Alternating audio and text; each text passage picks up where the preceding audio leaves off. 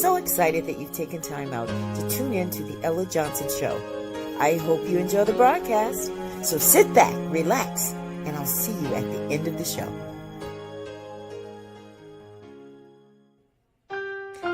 One day someone asked me, Ella, why do you do talk shows? Like, why is this so important to you? I said, because I want people to know that God does use us. Because sometimes things don't happen to you. They happen through you. And now it's time for the Ella Johnson Show, where we set the table for real talk conversations. So stay tuned. It's all coming up next. The Ella Johnson Show.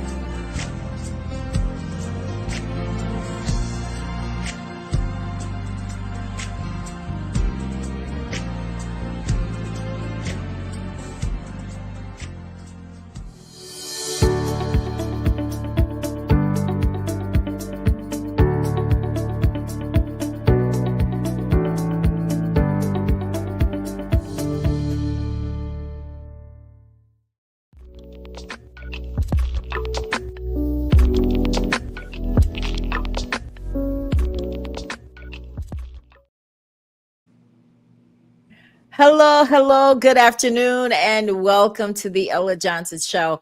I know you guys aren't normally used to seeing me here on Sundays, but listen, it's always a good time on the Ella Johnson Show. Well, I want to welcome you if you're watching from YouTube. Thank you so much. But do me a favor, go ahead and subscribe to my channel since you're already there. If you're watching from Facebook, please share the broadcast. We have a very special new and evolved show tonight, because tonight on the Ella Johnson Show, we were going to interview Heidi Sally. You guys remember her? She was on the show earlier today.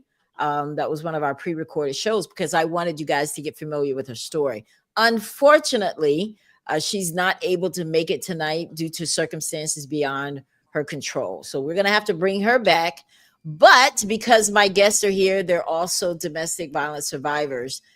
We wanted to go ahead and bring you another show anyway, because domestic violence is something that we support and advocate for here on the Ella Johnson Show, because, we believe in bringing the survivors on so that they can tell their stories, so that it will help someone else.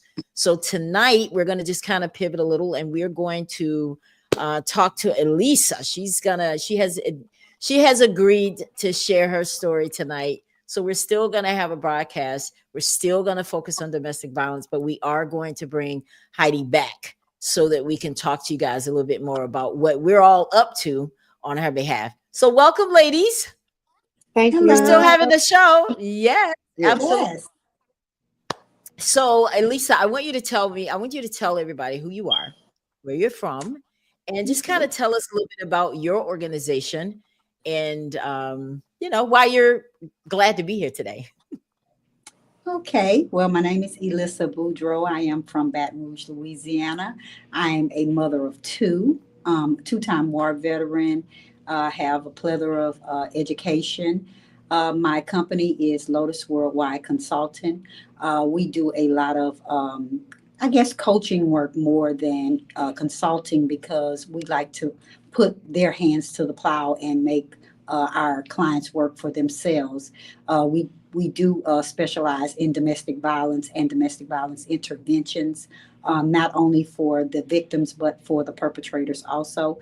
But Lotus Worldwide is more of an educating factor, because we educate on domestic violence. We make them aware of self-love. We make them aware of themselves. We also help develop them after leaving, or if they're perpetrators, we also help them with their dreams. We help them cultivate what they didn't know they had inside of them. So I kind of work hand in hand with both sides of the fence, believing that everybody deserves a second chance. I'm so glad you brought that up. We're going to get into that a little bit more later. Yumika, and welcome, Elisa, again. I told you guys are regulars. You're part of the show now, so it is what it is. I'm excited that you're here, but I'm looking forward to hearing your story tonight. Yumika, hello, lady who just got out of the hospital and still here on the Ella Johnson Show. Hello, welcome. Everyone. Yes, thank you so much. Thank you so much. It's So tell everybody what who you are, where you're from, and about your organization and what you do for domestic I violence. am Yumika Harmon. I'm originally from Welch, Louisiana. I'm a mother of three, a grandmother of nine, domestic violence survivor. I'm an international domestic violence advocate. Prison ministry, whatever is needed to be done, we do it. I love it. And I love Yeah, it. You know, this is what I love about women. We are so strong here. She was in the hospital, but yet, you know, she's still serving people by Yeah. being here today in spite of Uh, all that. I love it. I love it. I recognize that and I do appreciate it, Emeka. Thank you so much, thank you, thank you, ladies. thank you for thank Yes, having me. we're building. Thank thank All you. right. So, you know, guys, I'm not sure if you know anything about domestic violence. Well, let me tell you, domestic violence is about control. It's not about love. I It's know not. that sometimes we want to think that he is making a fuss over me. He is just crazy. I can't talk to nobody. I can't look at nobody. He even tells me what to wear. And a lot of times we think that's cute. We think that's love, but that is control, which is domestic violence. And the reason we do these shows is because a lot of people don't realize that they're actually in a domestic violence situation. That's why I like to bring these on so you can recognize some of the things that my guests say to you that you can, you know, look at and like, wait a minute.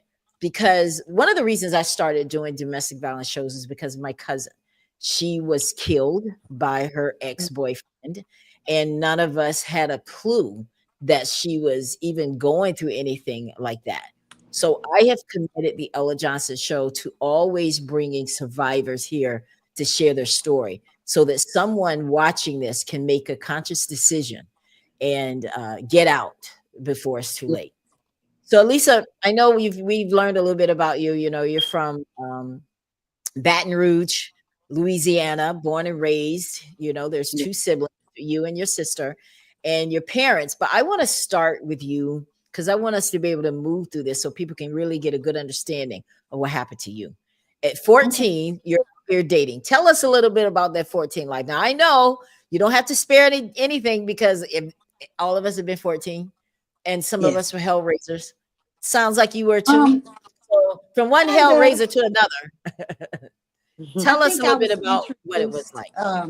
Yeah. I was introduced. My parents were real strict, so we couldn't like go in the street. We could only stay at the edge of the driveway. Um, Yeah. if we went to the store, which was down the street, literally my grandmother would spit on the ground, and literally, if it dried up before you got back, you were in trouble. So, I kind of had like a strict upbringing with my grandmother, but my mom worked a lot. So my grandmother was older, and she kind of let us slide with some things. And then when she go to bed, you could sneak out. So of course, at 14 years old, you kind of wild, kind of hot. Most girls kind of feeling themselves. Kind of started liking this guy in our neighborhood, and he was much older than I was. So of course, you're gonna. I'm a child, basically. So just started from there, sneaking in and out of the house with him. How He old got was on. he? How old was he? 19. He was 19. I was 19. 14. Okay. Yes. All right. And I dated him my entire high school year for all 4 years, from Okay. ninth until the 12th grade. Got on drugs, stood me up for prom, and I think that's what kind of you know broke me a little bit. I was already broken because, of course, divorced parents, youngest child, spoiled by father and mom, so looking for love in all the wrong places, and just got caught up in that situation. He was abusive, um, for the most part, and that's how the abuse started. So let's go back to something. You said that you were on drugs at 14 No, years of not, age. I wasn't on drugs. I He said was he oh, he was on drugs. Okay. yeah. So he was on drugs. Did he introduce it to you at all? No, No? no. Okay. What kind of drugs was he on at 19 years of age? Um, Cocaine, crack, Okay. Okay. crack. But he didn't introduce it to you. And so No. you said that he had abusive behavior already. You were experiencing this. Now, were you at 14 when he started abusing you? Yeah, he had another girlfriend. He had a grown girlfriend who had a baby for him. So it was a tug of war. I had fights. I got a scar in my head from being it got bust open through during a fight me and her had. But she provoked the fight because I was at a party and she jumped out the back seat of a car laying down and snuck me basically. But we had a down home fight. She had a child for him. It was pretty bad from 14 to about 17ish, I guess. It was Okay. pretty rough for me. I lived in a rough neighborhood. It was nothing but drugs and, and poverty and that's, I guess they say that's what goes on in that type of environment. It was just drugs and poverty all around me. So, um, I kind of was in my own environment. Wow. Now I know that we love to try to ask about the home life, but you already kind of explained to us that your grandmother was just kind of letting you guys do whatever. I mean, because she's older, and if Yeah. you guys say you're okay, then they believe you. Because I'm sure she's Yeah. like, look, she's doing the best she could. In other words, and did you ever get in trouble with the police though, being involved with this guy? Not so much with him. Uh, More so with friends. Just I lived in a rough neighborhood. My friends were just as bad as me. I guess drugs, and I mean I did do small drugs, nothing like marijuana or something. And I never indulged in the hard drugs because I. In my mind, like my mama will kill me. Lord have mercy, my mama will kill my mama kind of kept us straight. I could kind of get away with smoking a little weed, but you get on them heavy drugs, and that wasn't gonna play with her. That wasn't gonna fly right with her. She probably beat the mess out of me. But my mom had fear in our hearts, but she just didn't have. She worked so much until she just didn't have time to Yeah. address certain issues that should have been addressed. And I'm not sure if she saw them or if she worked so hard that, it blindsided her or she just didn't want to see it. But the signs were there. The signs were there. It's just she worked so much. Now this is kind of typical, I think. Parents, and it's understandable at the same time, that parents are so focused on trying to keep the lights on, keep a roof over your head. I don't have time with these kids and their mess. And I'm saying this because these are the things I hear and have Yeah, heard as well. And they just want you to go to school and do the right thing and keep your dress tail down. That's that's like to the level of, right, you make it, because I think you said that in one of the earlier broadcasts, that this is kind of what we're told. Just, yeah, we don't know, you're not gonna talk Yeah, about sex. Just keep your dress tail down. That's all I'm gonna tell yeah. you. Don't go baby. out here and don't get pregnant. At 14 years old, I was climbing trees and riding bicycles. Me too. And playing I with could, baby dolls. I couldn't do anything. My daddy was super. Oh Lord, But my baby. dad wasn't in the picture at that time. My mom and dad were going through some rough, their divorce was horrible. And Yeah. so for years they didn't speak at all. And we kind of didn't have a good communication with my dad's side of the family. Due to a couple of lies that were told, but my mom believed them because it was a grown up telling it to her and she worked. She trusted this person to take care of us. You know what I'm saying? So it was a lot of things. I'm not saying it was, I don't know what could have transpired for her to make it to where my dad she just hated him so much. But for a long time, it was just a lot. And I think acting out, wanting your daddy, then meeting a man and getting the attention, looking for love in all the wrong places. Young, my mom worked two jobs on the weekdays, uh, almost 19 to 20 hours and we would see her just to get ready for school in the morning. And she would try her best to get off the bus early enough to come see us before she go to her second job. Then she would get off at 7, 8 a.m. in the morning to do the same thing over. And then on Saturdays and Sundays, she worked 12s at a Wow. third So job. do you, what would you have wanted more from her? Because I'm glad that you're bringing this out, because there are a lot of parents that are in the same situation your mother was in, having to Yeah. work, having to do whatever. And what kinds of things would you have wanted your mother to do more of that you think would have prevented you from going this route in life? Um, I think she did what she thought was best by working and making sure that she kept us fed and, clothes or Right. whatever.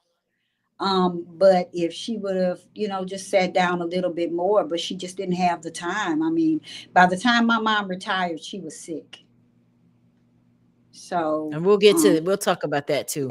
But did you have any positive role models in your life at that time, Elisa?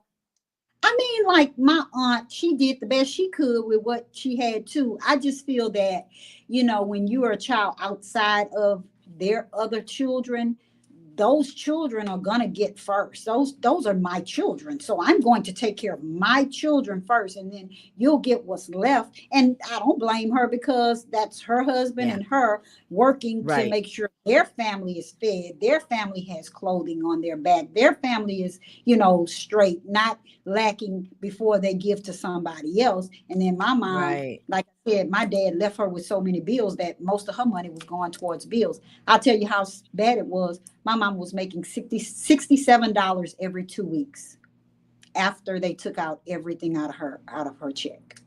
Where was she working? She was a school. She was a paraprofessional. She worked for the schools. She was a teacher. $67 every 2 weeks. After her check was garnished because my dad, he made cash money. He made cash money. So they couldn't sue him. They sued her for everything. When she left him, every bill came to her. Every one of them. Yeah. Yeah. Yeah. That's sad. So now how did you get rid of this guy? I mean, this guy that was putting you through all Um this, had the girlfriend beating you up. First of all, were you guys fighting over him? Please tell me no. She was, not me, because I had him for real at 14. I mean, And she's I beating can up a say, child. yeah, she was fighting me as like I was her age, and she should have been fighting him, literally.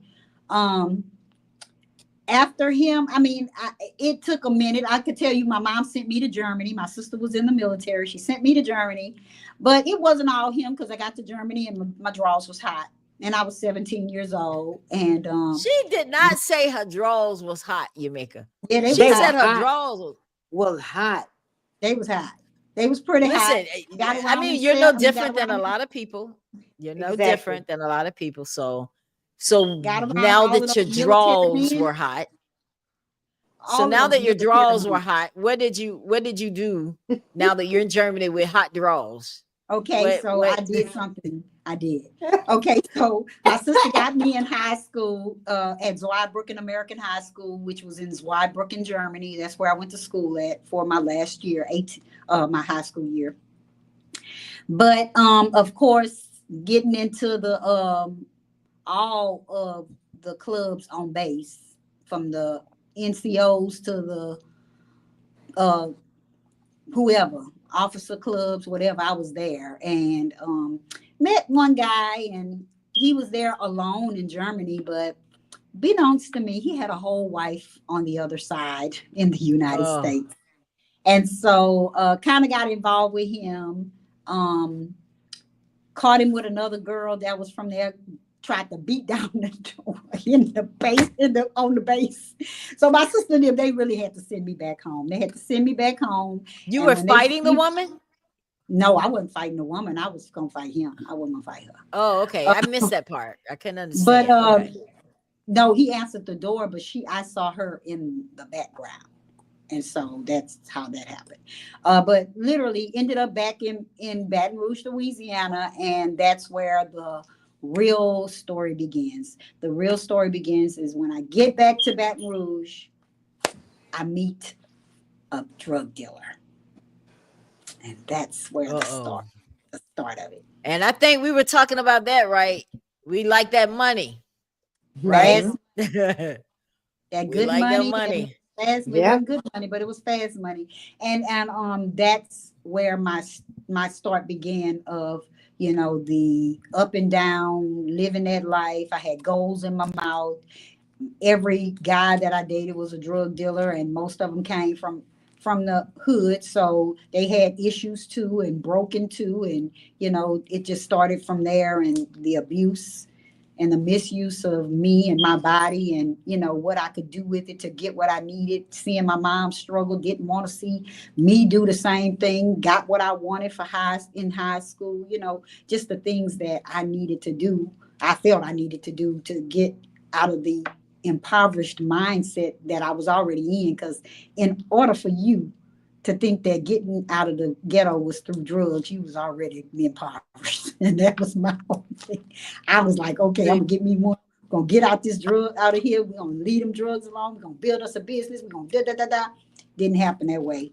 It was just drug dealer after drug dealer, abuse after abuse, and it just began from there. So were you sleeping with men for money too? Of course, yeah. Right, right. I mean that because that all of that kind of comes with it as well. That's why I Oh was yeah. asking. So let's talk. Let's just get to your abuser, the one that actually changed your entire life. This story. How did you guys meet? In the club. In the club. All right. Did he have goals? I can't Yeah. imagine you with grills. Can you imagine her with grills? I can't It's, imagine you with grills you because know she's what? so prissy. I'm laughing because I have goals, been having them for 20 years, and it amazes me that people still say grills. How many did you have, Lisa? I had two. I had the two eye teeth. Okay, yeah, yeah. Two eye teeth. Yeah. Because Okay, so you mean you only had on this side and everything else was yeah, see, real like teeth? Okay, yeah, I only that's how have it that. was. And people would actually say you from Louisiana. Why? Because you got goals in your Got mouth. goals in your mouth. Yeah. Really, I Yeah. did not Yeah, realize that. Of course. Yeah. Okay, Yes. okay, so you got the girls, and you were kind of proud. I mean, to be a girlfriend of a drug dealer, but Of course. weren't there risks involved with that? Like, tell us about some of those risks, Um, other than like you could have got killed. I mean, other types of things. What risks were involved in that type of relationship?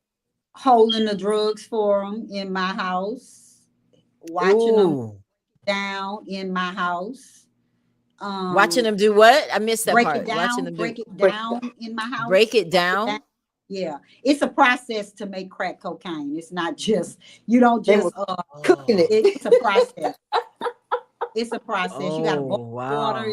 It's a lot. It comes in powder form, but then you add soda to it, and it forms into something hard, and that's what they smoke off of. So it makes big old rocks into whatever you want to do. So yeah. So I live So that you life. actually, I live that.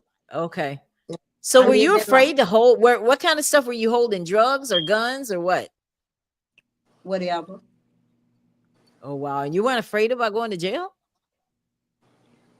Dumb. No. Yeah.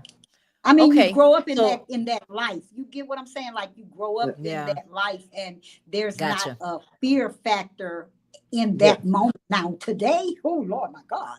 But then it was just I grew up there.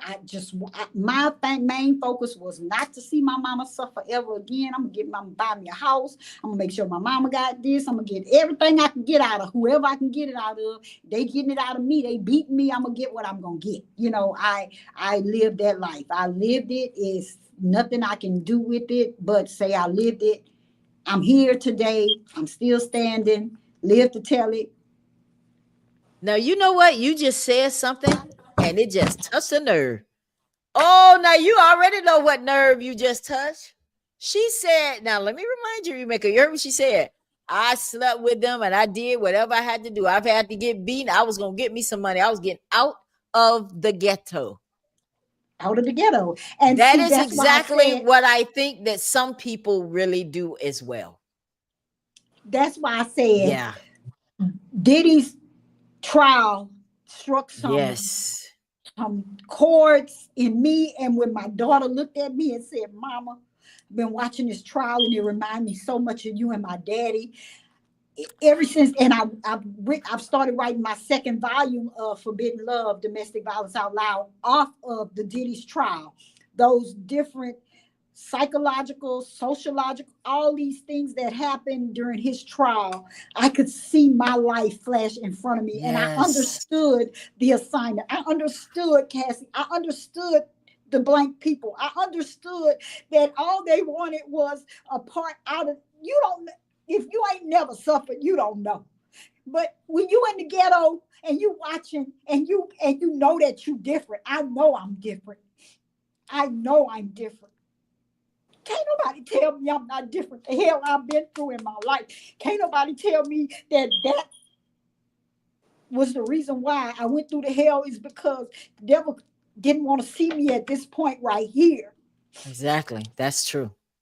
And see, And and I changing can't, lives, girl. Yes. I My can't, God. I can't relate to that part. I feel bad, but I grew up with 2 parents. Never lacked anything, and I'm sorry you had to go through that, Lisa. I'm We so sorry. Me I'm too. so sorry, baby. Me and too. I laid on my back a many days to make sure I would run home and say, "Mama, I found this money. I found this money," and I'm if somebody car having sex, just so my mama wouldn't struggle, man. Mm. So nobody know my real story. They just know parts of it, and they look at me and they say she got it all together. But I got some trauma, man, that I deal with. I have to. I have to get up every morning and say, I still am alive. I made it out when somebody else didn't. I still got a chance. I still can tell somebody that it's going to be all right.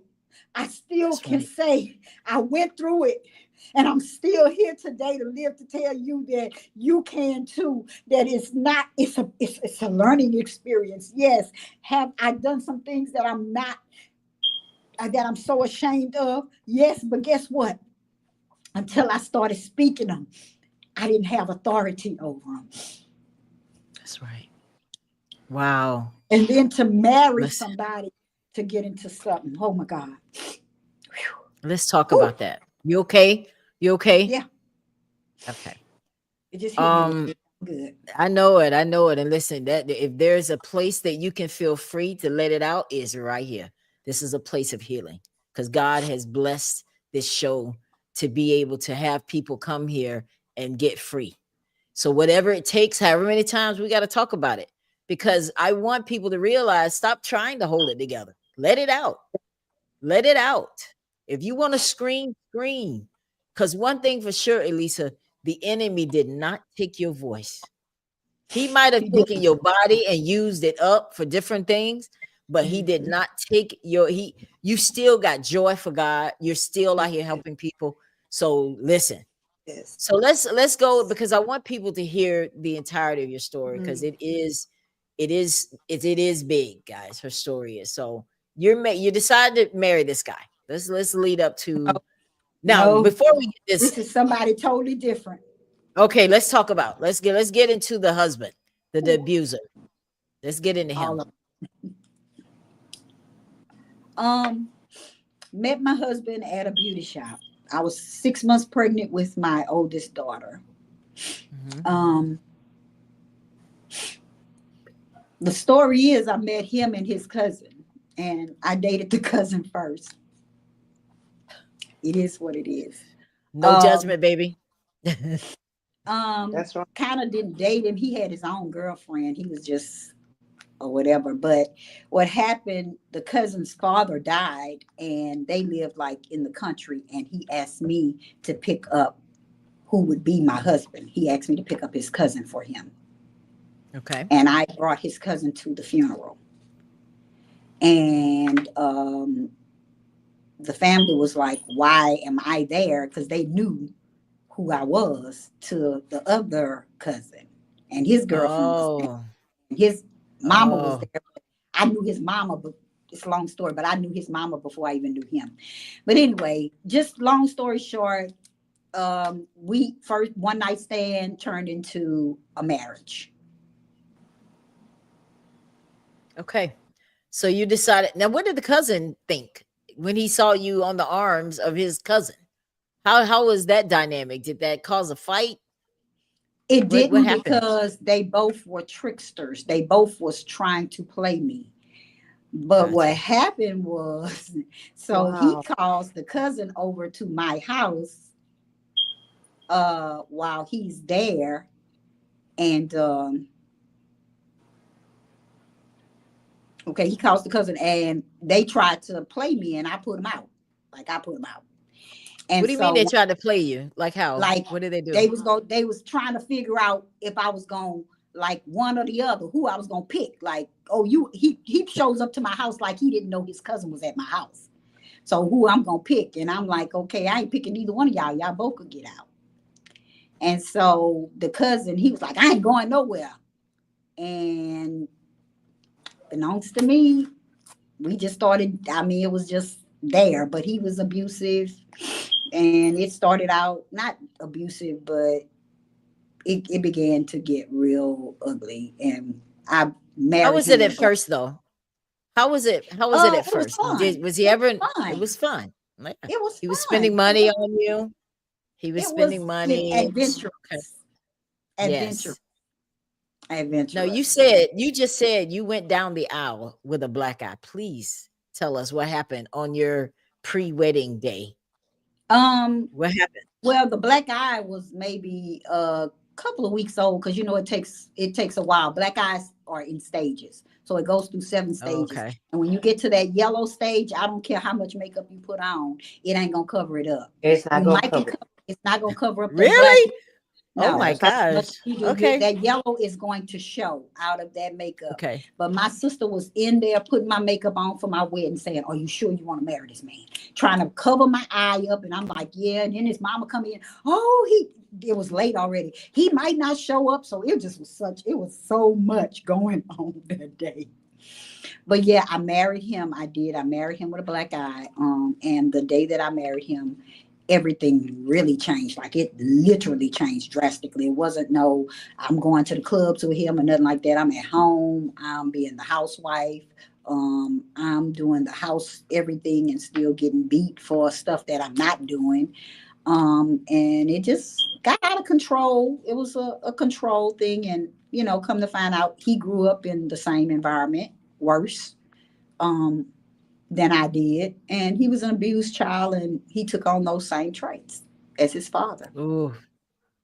So when you say you got beaten for all kinds of things, like what kinds of things was he saying that he was beating you for? Like A what? man jumped out the window and he saw it. Um, The rice was too um, hard. The gravy I'll wasn't be done. driving down the street. I'm looking straight forward, but there's a man in the car next to us, and he's watching me. So either I know him or I'm flirting with him. Ain't took my eyes off the front of the road, and it would just be a beating. It'll be a beating. But my ex-husband also dealt with mental issues, and we'll get to that part. And he dealt with drug issues, so his mind played tricks on him all the time, and I was the target. So yeah, it was Oh, a really? yes. So he was at a mental. So what do they call that when you have hallucinations? When you're is Um, it schizophrenia? yes, he was Schizophrenia. labeled bipolar schizo. Bipolar. Yeah. 3 months before. I mean, 3 months into my pregnancy of my last child. My first child, I saw it through the whole marriage. But what happened was when he made like 32 or something like that, I think they said he had this breakdown that just took him over the edge or whatever.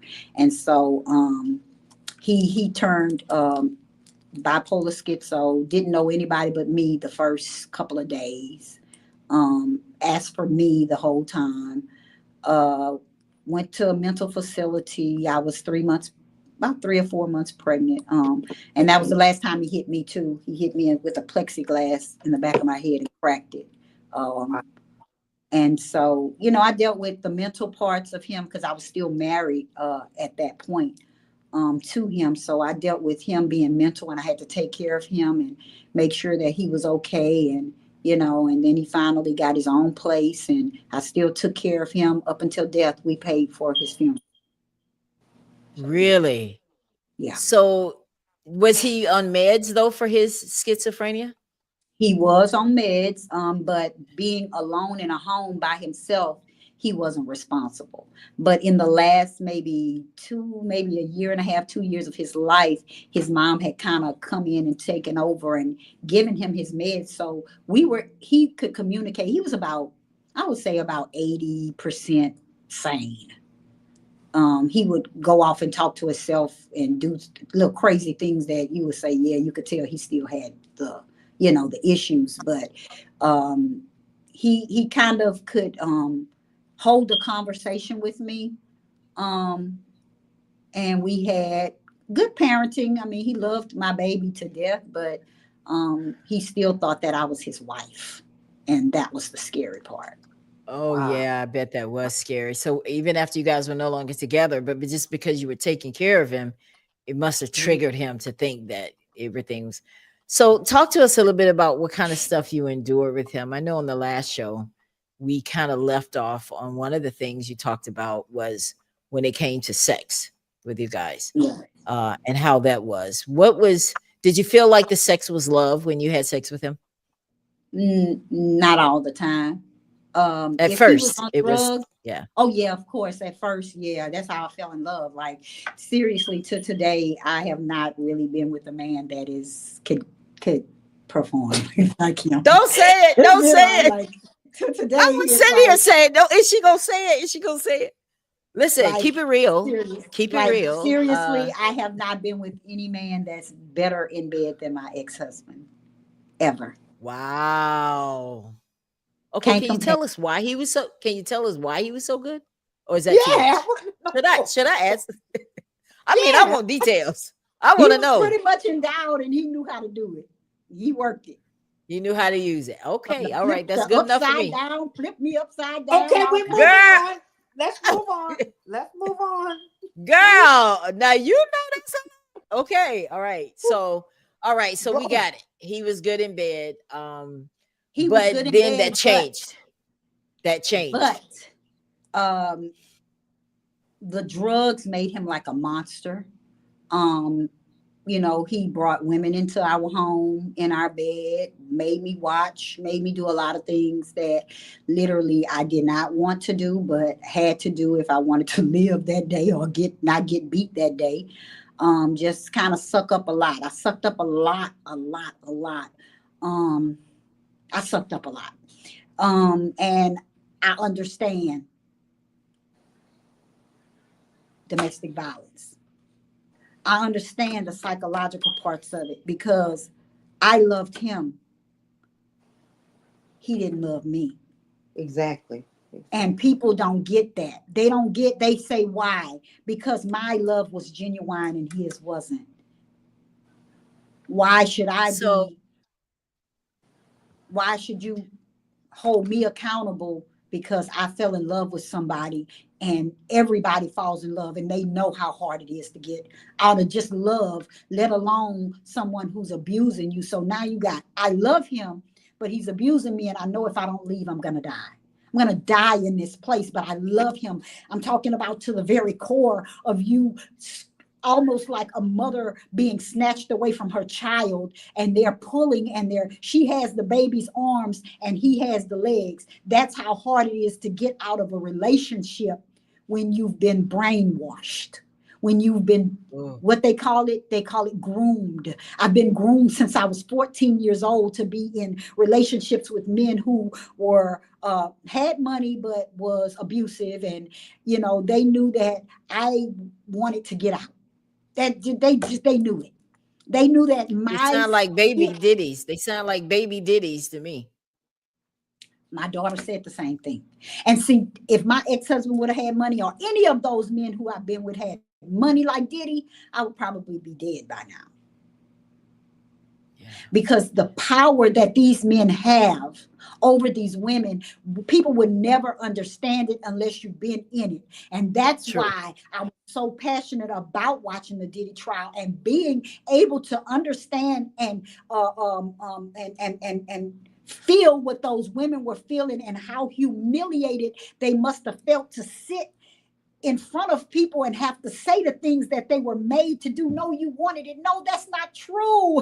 You don't understand. This man, if my husband was abusive and he had hardly no money, you just think about a billionaire with everything that he could. He had everybody in his pockets.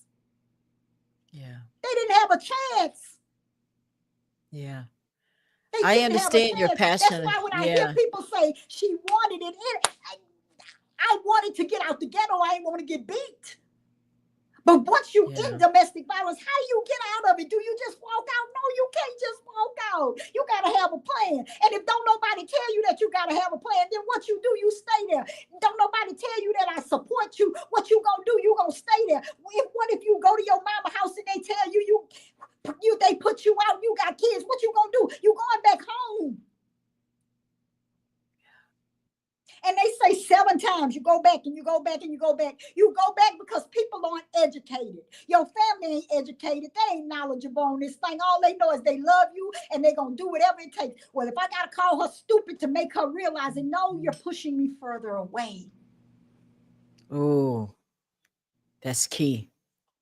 Because if I come to your house running from abuse and run right into it, I'd rather go back to my own home, comfortable in my own bed and get beat in my own house than to get beat down by people who I really believe should be there for me. My mama, my sister, my daddy, my cousins, all of these people who literally called me stupid. I love them. We got a good understanding right now. But back in the days, they weren't educated. I had to get them up to par with understanding what it is to be a domestic violence victim. So are you saying that when you went, yeah. So are you saying that when you went back to get some help because you want to get out, you had people that judged you and sent you right back to them? Is that what you're saying? Yeah. Your family. Yes. Your family is going to send you right back if they're not educated. They're going to abuse you more because you're going to come there. You stupid. You shouldn't have never stayed. You shouldn't.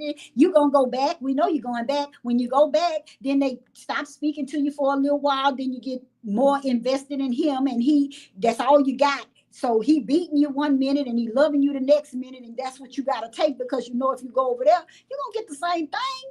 You might not get the punches and the beats, but what they fail to realize, the physical part ain't got nothing to do with that psychological, emotional, mental stuff that goes on in your mind. That's the part you got to fight every day with to today. At 55 years old, my mind still go through things. I still have triggers. I still hurt. I still see things. I still have embarrassment on some things and still going through some things. But I dare not let it take me down. I'm going to stand fast, steadfast, and unmovable in the situation I'm in. Yes, I went through all of that stuff. Yes, it took me through some hellified things. It made me have to question who I was, or was I really who God said I was supposed to be? And it's still today when I fall, I say, okay, God, wow, when am I ever going to get to the promise? When am I ever going to get there? Because I've been through so much in my life, man. Like, I just want a fair. Amen. People look at me and they look at my appearance. I can put on clothes. I can put on makeup. I can get my nails done. I can walk out looking like $1 million. But what about my insides? Yes. Have you ever asked me how I'm feeling? No, she's strong. She can go through this. Oh, you should. You're a seasoned Christian. You shouldn't do this. You shouldn't do that. But I'm a human being too. And if you can have a hard day, why can't I? Amen. Why can't I? Why can't I say that I'm strong, but I need somebody right now? Why can't I say that?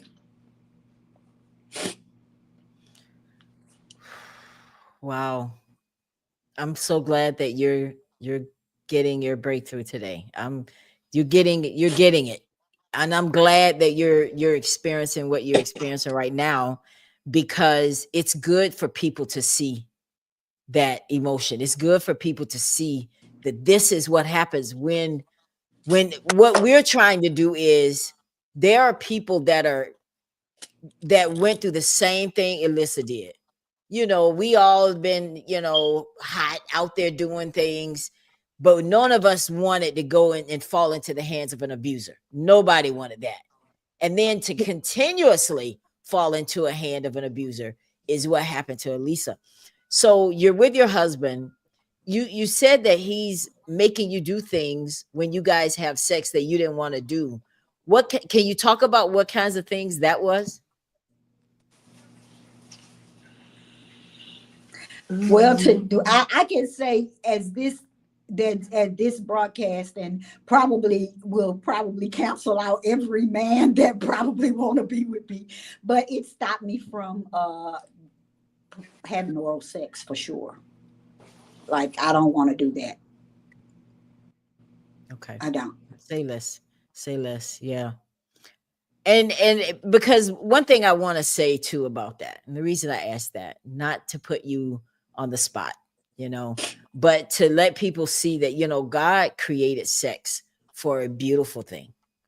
And I Yeah. do want to pray that God will restore you so You that know, when he does send you a husband, that you'll be able to give him that. I'm sorry. Go ahead, Yumika. um, the only thing that I try to get B to understand is that she have to stop putting people in front of her. She do for everybody. She put people in front of her, and I keep telling her it has to stop. These same people you putting in front of you, will they jump over a puddle of water to go meet you? And I tell, we talk every day, several times a day, and it's okay to be selfish. It's okay to love yourself. Yes. It's okay Yes. to worry about yourself because you can't continue taking on other people heaviness on top of your heaviness. It's sometimes it's time for you to say no. It could be family, but say no. And let you know means no. How do you feel hearing that, Elisa? What is that? What? Because I know she knows what she's talking about, and you do too. How does it feel hearing that? Do you agree? I do agree. And, I teach on boundaries, setting boundaries, that no is a complete sentence. And it's just like, as I teach it, it's like I get put in a situation and I'm like, okay, God, how do I, and I guess he's literally testing me because I'm seeing now that, my no should be no and whatever. Um, but I've learned a lot and I have been learning to say no. And that's why I took this Good. trip this time. I've never been without my kids or going on a anywhere without my kids. I always bring them with me. This was my first trip by myself and I love it. I loved just having that Good time for to you. myself that I could just take Yes. care of me and what I liked and what I needed at the time. And it did feel selfish at first, but then after like maybe the second or third day, I was like, I could live like this for real. I could literally live carefree. I could literally go home, sell my house, and just travel the world and just be okay. And I Well, promise you do that it. I felt Do it. because Just I've stop never in been. Orlando at some point. Stop in Orlando at some point on your trip. Holla at a sister. Listen, Yes, yes. you shared a lot about your ex-husband, and I don't think there was a dry eye when we talked about this the last time, and how you talked about how he treated you, what he did. One of the things I remember from that conversation, you said that whenever he would bring women into the bed, he treated them better than he treated you. Yeah. I How either did had how did that hop in or watch. Yeah. I mean, can you imagine? And I want to pose this question to the people that are watching this podcast. I want you to think about it. For those of you that are in a relationship, if your husband, he's constantly beating you, he's constantly putting you down, then he walks into the house with a woman and expects you to perform as he would, or to perform whatever it is he wants you to do to her. Um, and then you got to do that. And then he's forceful with you, but gentle with the other woman. And you're seeing him be gentle with the other woman. Like, how would you feel? Like, I mean, Jamaica, I'm gonna ask you because you're on the show. What did that trigger you when Elisa talked about that? How she was treated by her ex-husband in bed? Baby, I would be thinking, I'll be, like they say, thinking of a master plan. I Cutting it did. off is what I would be thinking. That was mine. Cutting it off. Yeah, my Yeah. master plan was making Yeah. sure they feel the same pain that I'm feeling before I exit Yeah. stage. I think because But I was 14 when it first started, it wasn't, you know, it's it almost like just you was a expected it. cycle. It was Yeah, a it was cycle, like a part of you your know. life. It was a part of your And life. when I did decide to leave, I did. I laid in the bed for a week because he had beat me really bad. That's the night I told you he came back and took me out that bed from my feet. And he beat me pretty bad. My baby came in. It was just a big old thing. And for a week, I laid in the bed like, how do I kill him and get away with it? Yeah. And the day If that you I would have left, called me, if you would have called me, we'd have figured it out. And we would have figured it out. I'm like, look here, let me think about it. I'll call you back. What? All we I had was Oh so my gosh. battered and all we had bruised. to do was find a cesspool of acid. Look, girl, I was so Girl. bad bruised. I didn't want my mama to see me like that. So I stayed there for a week and tried to kind of take care of myself. And of course, he was the type of man, once he beat me, then he wanted to turn around and take care of me. And so Oh, he nursed me and tried to nurse me back to health. But the whole Wow. time I was trying to plot on how I could kill him. And God said, get up. I'm looking around like I heard that for real. Like, get up. I got up. I said, but I need to get a truck and I need to move my stuff and I need to do all of this stuff. I said, move. Me and my he was daughter gonna left. kill you. He was going to kill you.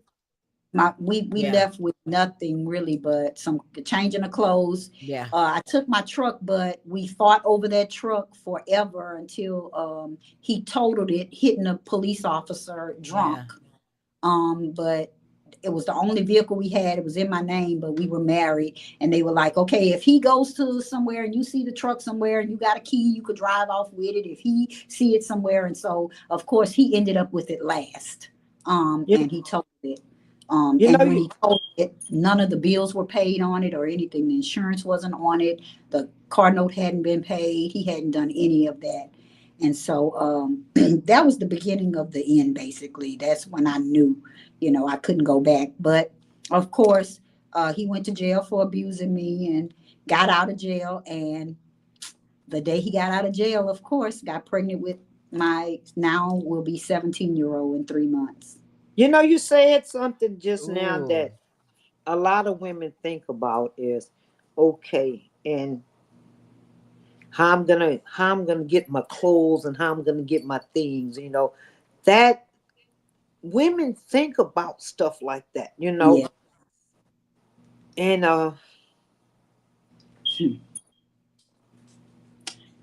Wow. I would really like to know why. What's the concept? You know, is it because and I'm asking myself that too. Uh-huh. Is it because the things that, you know, it's for us. We own it. So I'm not gonna leave none of my things with him. My clothes on nothing. I'm not leaving my stuff with him because it's for me. You know? Well, I can say this. I think one of my triggers was the fact that my sister's first husband, they divorced. Well, they separated. They didn't separate. They were in the military together. She got out before him, like some months before his time was to get out. He took her to his mom's house and got her to his mom's house, took all the money out the bank and told her, you can't come back home. And till today, he's married to uh, the woman that literally walked into my sister's house and took over her furniture, her clothes, her everything, her life, basically. And I think, with me, I'm like, okay, you ain't finna give all these women you got, they could come in this house and it's my house. Because this was the problem. It wasn't me in his house. It was me in my mama house. My mama co-signed for me to get that house. And I still had to leave it. That's the problem. I had to leave it with him because he would Oh, not leave. wow. So So he yeah, wasn't that's paying no Oh, bill. He that's what wasn't I'm doing saying. nothing. That I kind He of wasn't paying the understand. car note, the insurance, the house note, the nothing. He was not paying anything. He was just living there. And right now, today, I cannot even write a check or get a check cashed at Walmart because he was writing my checks and signing his name to it. And Walmart still honored them and they still making me pay for it till today. And this been 20 something years ago. But No lie. what I'm saying is, I kind of understand now that when a woman decides she wants to, get her things and not leave them, because if she don't have anything else, she have those things, you know, even if it's material, they Yes. for us. I own Yes. it. It's mine. And I'm not Yes. gonna allow you to take something that's for me, Mm, you know. mm, mm, You think, mm. and why? so Elisa, yeah, I Um, know. Deal with it, girl. Deal with it. Listen, I, that's a lot. I just had a comment. Someone said, "Oh, he would have been unalived." Yeah, I. It is so easy for us to talk about what we would do if, you know what I'm saying. It is, What if you and can't I even mean get that's to the part of the gun? conversation. But you What can't if get you to the can't? gun. Like, yeah, what if you can't get to the gun? What if you can't? I I mean, mean, you gotta yeah, fight or flight. I mean, what do you do my in a legs were my situation like strength. this? I thank God. I thank God for the army. My legs was my strength because that would get him to. I kick like a horse. I was a big girl. I wasn't no. I'm little now, but I was big. I was 12, 14, 16s. I kick like a horse. We gonna fight. I fought. People be like, did you fight? I fought. He was a man. An angry drug baby, anybody that's got a mental illness, angry and on drugs and on alcohol and fighting you, he is a monster. You could fight all day, all you praying that you make it out. Yeah, I believe You that when pray. you heard God's voice, God was letting you know right then He was going to kill you. Yeah, I really he did. believe that. Yeah. and you, and you God didn't want you focusing on the wrong thing, which is your house, what you're losing and giving up, because He can restore all that. He that's did. it. He can restore all that and more. So I don't want anybody out there thinking, well, what am I going to do? Well, I tell you what you're going to do. You're going to trust God, And You you gonna sure live. and are. if you, and you're going to be all right. You're going to be all And right. since Because you then, got to I get out. Yeah. And since then, I bought me my own house with nobody else's name on it, nothing. I've There you literally go. flourished. I've been homeless about 5 or 6 times. I've slept in my cars. I've slept at people's houses. I've gotten to the point to where people say you got to leave. We're tired of you, or whatever, or you can't contribute as much as we need you to contribute. You got to go, or however it is. Been in some tough situations, but I can tell you that I never gave up. And I looked at my children and I said, my mama fought for us. My mama, every day she got up, she made it happen no matter Yes. what mental health Yes. issues she went through, no matter what abuse she went through with my Yeah. dad, no matter how many times she got a check that said $67. She still went to work every day. My mama didn't miss not one day of work unless she was sick, and she worked her behind off. And baby, let me tell you, she told us everything you need is on the inside of you. And from today on, when I got grown enough to understand what that meant, I have held on to that. And her last words was, I trust God. And in the midst of you dying, you can trust God, then I can trust him while I'm living and going through whatever hell I'm going through, because I know if I go through it and get to the other side, it's going to be all right. You know what, Ellen and Lisa know. I love her so much, like a sister. I would literally do anything for her. And if I have it, her and them kids will not go without. Amen. Will I not. love it. That's beautiful. Will That's not. beautiful. She has Well, been it a, sounds a like you have a very good good. support system. Yeah. So, And it's my I think it's friends more than my family. It's my friends more than well, my that's all family right. because they're on the Yeah. outside looking in saying, you know what, she's doing good. She's and don't even know that this is God's covering because in the midst of everything, I'm losing everything. Don't nobody even understand how hard it I is do. to stay focused and stay together and keep on going when you see everything falling down around you. But I say, God, I trust you because you must be taking it away to give me something a little bit better. So I keep Yes. on going and I keep on going and I keep on going and don't nobody know because I keep on smiling and I keep on pushing and they you this and you that. You don't understand. You on the outside looking in. If I really told you my story, you would probably be here trying to help me. But guess what? I don't need. I told you so. I don't need. You not doing something right. Amen. You don't know what I'm Yes. doing. I need somebody to say Yes. I support you. I understand you. Yes. Even at Yes. 55, even after you've been out of this thing for years, I'm still trying to process things. I'm still going through things as I get illnesses and stuff like that. It brings you back to a vulnerable state when you get diagnosed with things and you like, oh my God, my mom is not here, my daddy is not here, to help me through this. Or it's good that I do have some friends that say, you know what, get on that bus and come down here. You meet her That's many right. days. Come to my house. My friend in California, she lived in Baton Rouge, but she was in California. Meet me in Las Vegas. We got you. Don't worry about nothing. Just come.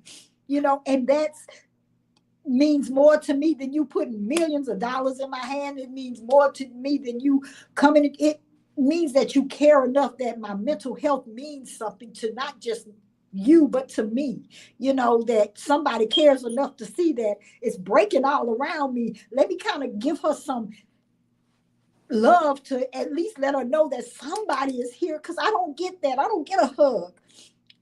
Kids are crucial. Like they don't want to hug on mama every day. And once they get a certain age, you don't get that, that stuff that you usually get from a baby or a child. They always want to be up under you. They want to just do their own thing. So now, I'm coming into an empty nesting type of thing and trying to deal with the fact that I've never been alone. I've never been Yeah. alone. I've always Yeah. had somebody there. And now it's getting to the place to where, you know, I don't even have a male companion, somebody to say, let's go out to eat or let's go to a movie or, let's go walk in the park or let's go drive down the sunset. Let's go to Mississippi and do something or let me go, let me take you on a shopping spree, or just, get you something. What do you want? What do you want to do today? What do you, it's never that I'm always the one that is, what do, asking somebody else, what do y'all want to do? What can I do to help you? Your How can your latter days are gonna be your greater days. Your latter Amen. days. I Your receive that? I concur. your latter days. Your I latter receive days. Amen. that. But I just want to tell people that these tears, yes, they're tears that bring back things that I'm remembering, but I want to tell you that they're tears of joy because I'm out of it and I see it and I know how to teach it and speak it and educate people on it. And I love to do what I do and I love loving on people and I love telling them that you can do it and you can be better and you can every day you get up and say, I want something better. I want to learn something new. I need to do this. It's a new mercy today. Let me follow this. What can I do today to change my situation? These are the things that I wake up every morning and I think about. How can I change my situation? Not how can somebody else change it, but what can I do to change my situation? Because faith without works is dead. You got to put your Amen. hands to the plow. I don't care how bad what you done been through. It ain't, if you still alive, you got another chance to get it right, to get it better, to do whatever you got to do. You can't give up. You can't let up. You can't look back. You got to continue looking forward. You got to stay faith focused and you got to be faithful in doing so. You got to be diligent in what you're doing and believe in what you're doing. I believe in what I'm doing. Lotus Worldwide started in 2016.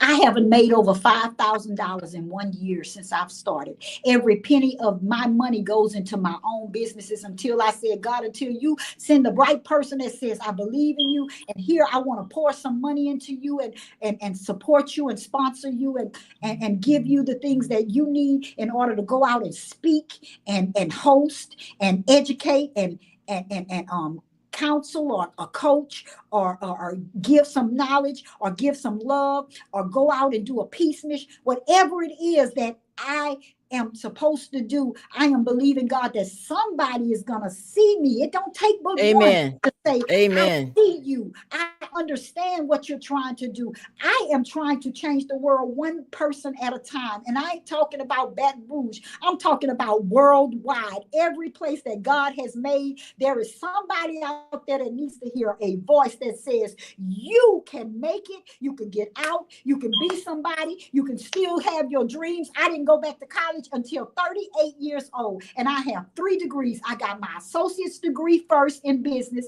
I went back, got my business. After I got my associates, I was like, wow, I made 3. I was a 3.2. Wow, I wasn't that in high school. Wait a minute. Let me regroup. Let me go back. Keep going. Yes. Went back, got my bachelor's in science and communications. Got that, went back to school, started going to master's of management. My daughter graduated from high school, said she wanted to move to Houston. I'm like, you ain't leaving without me. Dropped that master's of management, got to Houston. I took on master's of psychology, science and psychology. I finished that up, completed that, and just began working on domestic violence and trying to tell people that you can do whatever you want to do. I had a baby in one hand, a mental ill husband on the other side, and I still went to school. I was still being abused. I still went to school. I was still not having nothing. My retirement didn't come. I lost my house during that. My marriage had failed. My car, I didn't have a car. I had to go live with people, and I still continued to go to school because I was determined that this was not the end of my life. This was only the Amen. beginning. At 14 years old, I had a hard life. I have never been a child in my life. I've never been able to be a child. Wow. I want to have a good time sometimes. Yes, it may look like, oh, she's a Christian and she's doing this. I've never been able to just enjoy a concert. This is like my 3rd or 4th concert, and all of my concerts except for one was when I was grown. I went to Michael Jackson concert in 1975 or 74 or something like that. I was about 4 or 5 years old. And then after that, I was grown. My mama didn't believe in children going to concerts. So I'm learning how to live now. I'm learning how to enjoy Amen. life.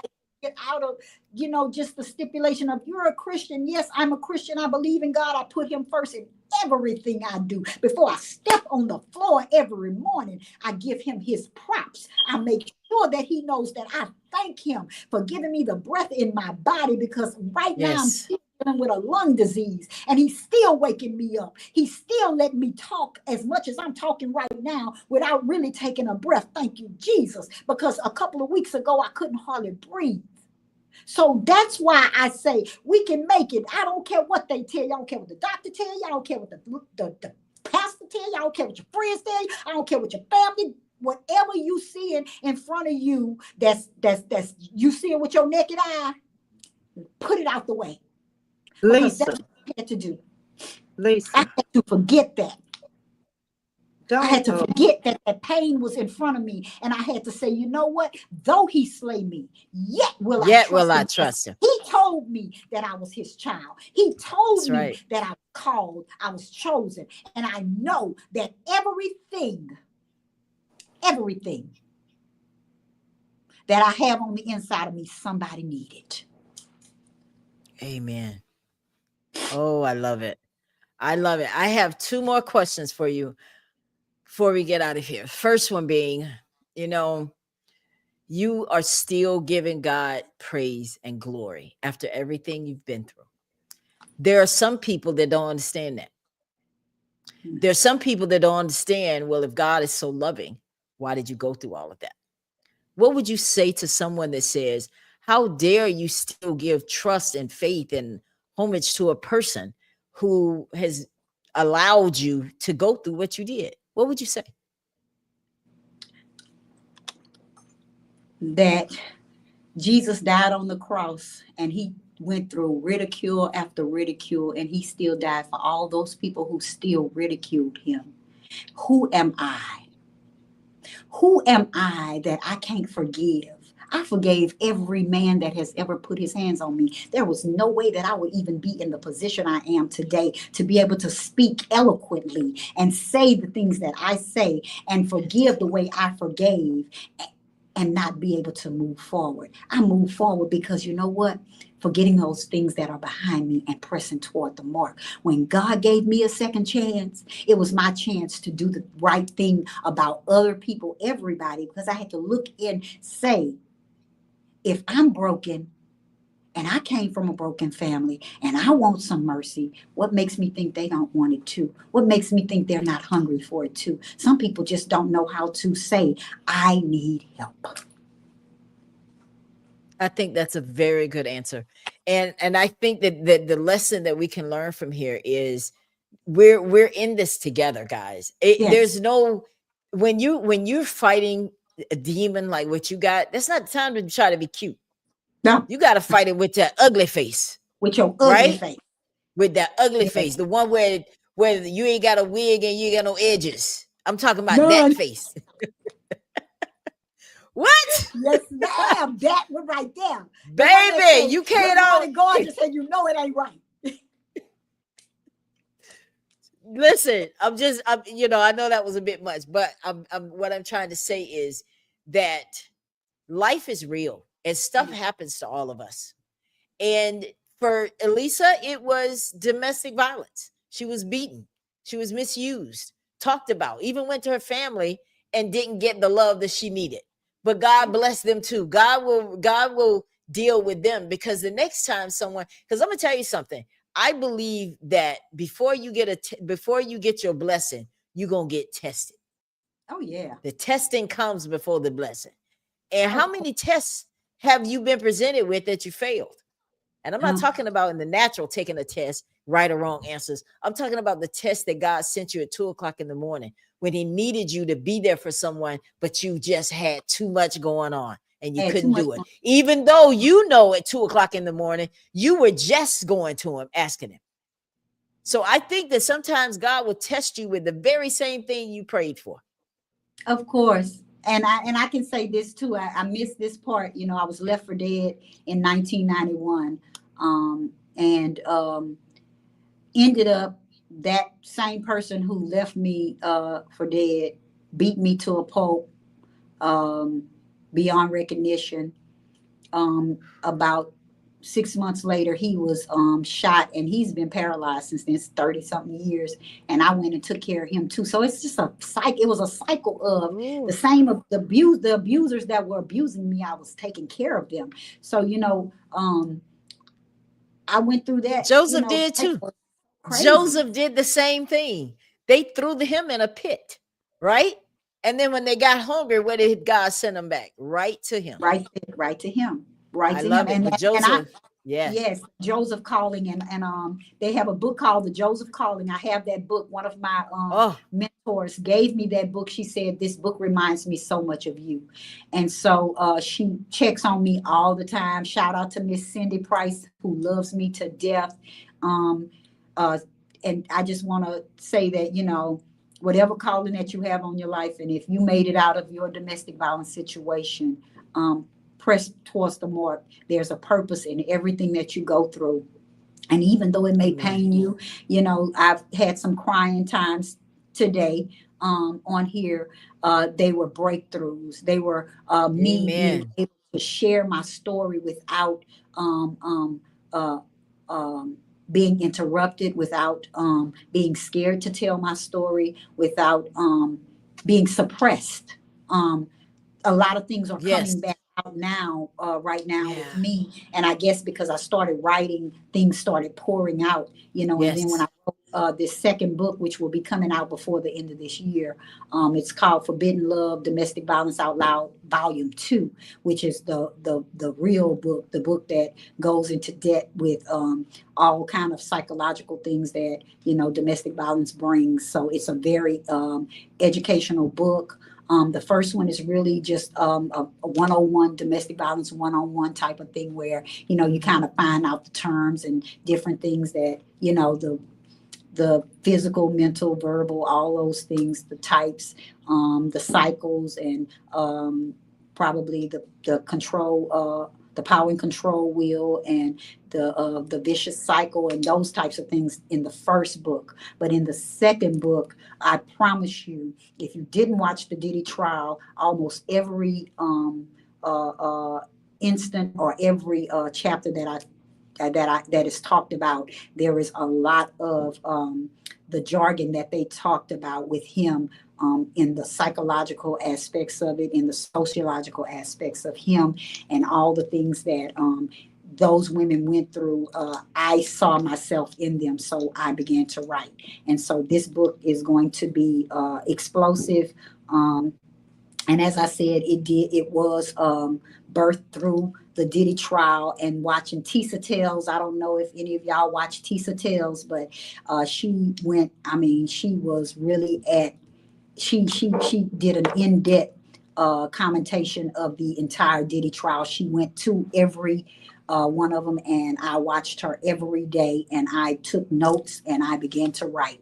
And I want to let y'all know that, that is a book. Both those, the volume 1 and volume 2, should be in everybody's household. And if they have girls or boys, either one, those children should know something about what's going on in those books. And I'm not plugging it, but I am plugging it because That's I all believe. right. Plug it. No, you plug it, because I Yeah, want you to come back when those books are published so we can yes. go back in more detail. But I have one last question for you. If Hmm. you could change all of this, if you could go back, take all of it away, would you? Nope. It made me who I am today. It gave me the platform to save somebody else's life. It Amen. gave me the strength or the courage to be able to tell somebody about my story so that I could save somebody. I'm just a nobody trying to tell everybody about somebody Everybody about somebody. Amen. We listen who to the could same save. gospel music. Amen. I'm just a nobody. Amen. I'm just here doing what God put me on this earth to do, and I love it. Yeah. That's the thing. It's like I love what I do. I love educating people. I love loving on people. I love seeing people transform. I Listen, love guys, it. if you're just tuning into the Ella Johnson Show, we're actually getting ready to get out of here. However, I would encourage you to please watch the rebroadcast tomorrow, or you could just watch this tonight. But, domestic violence is something that we advocate for and support here on the Ella Johnson Show. So whenever I have people that want to share their story, and tonight was a very peculiar situation because this was not the show for tonight. And right before we were going to go live, we found out that our guest of honor was not going to be able to be here. We were going to talk about Emily and Heidi and Elianna Salih. We were going to talk about that story. But then, like 10 minutes, we get a call saying, "Hey guys, I'm not going to be able to join you." And what Yep. did I say? I said, "Well, tonight is what? Alyssa's night. Elisa, it's your time." God knew. That's why I Amen. don't panic. I don't panic. I don't panic because I know that God will allow certain things to happen because tonight you needed that, Elisa. I did. Tonight you needed it. And he knew that. I didn't know it. Yumeka didn't know it. We came here for a certain show, got our notes and everything ready to go. But God had a different plan. And he And I'm did. so glad.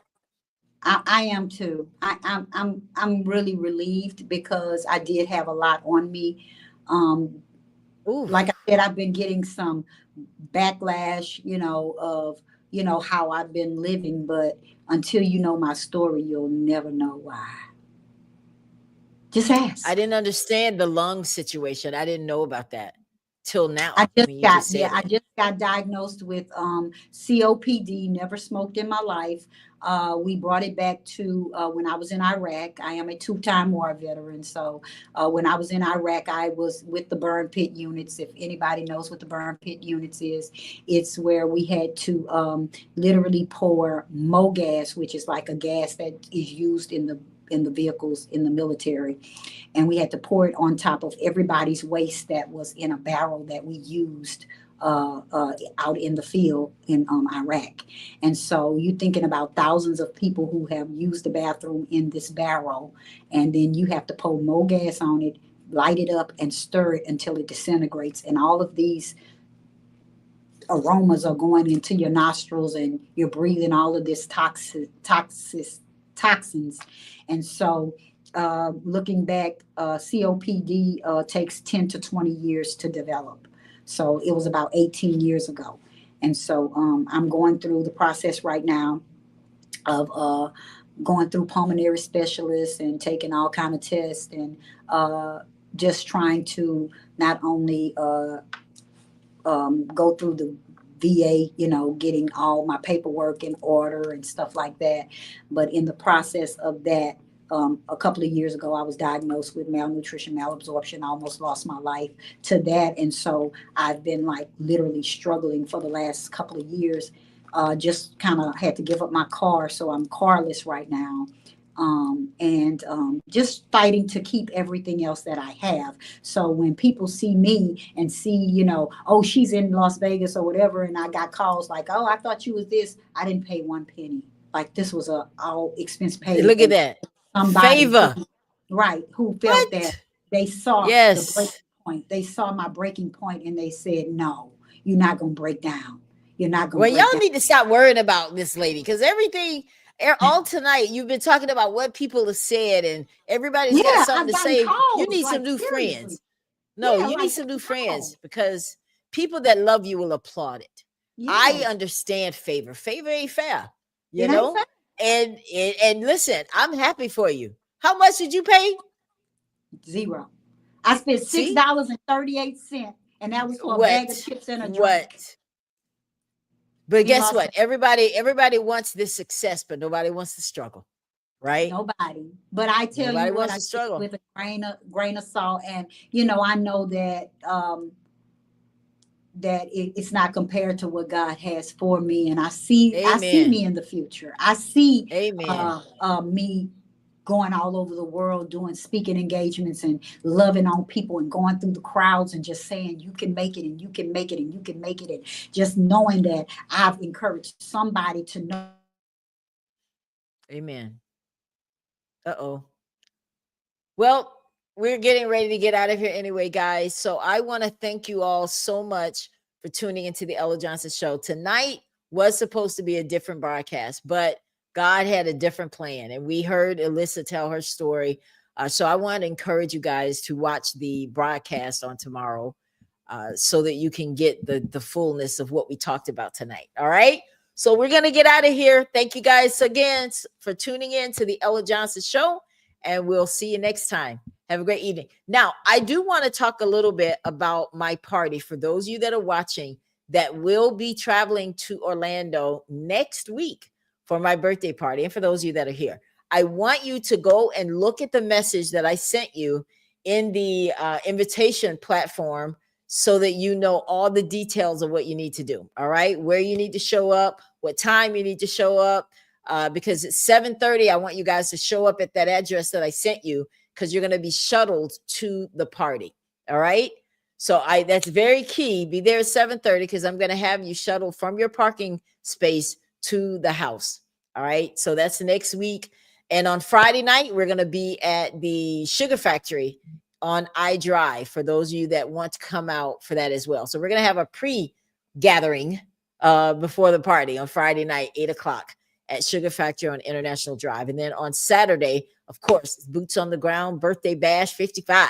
It's finally almost here, guys. I'm so excited. I can't wait to meet you. Those of you that are traveling, please have a safe trip. All right. Now we're ready to go. Have a great evening, and we'll see you next time.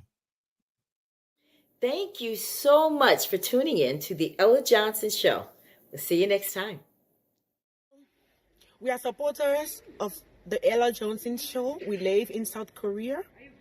We have been watching Ella Johnson's show for like a year now. And we love her show. Her show is very inspirational, motivational, and educational.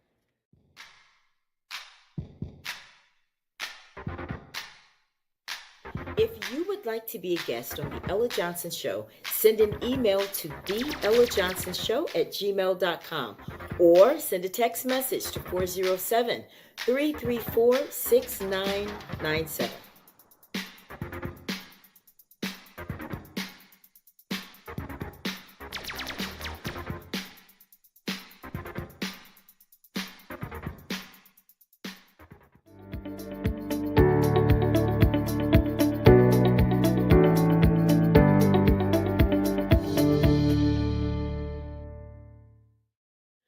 We love Ella Johnson Show.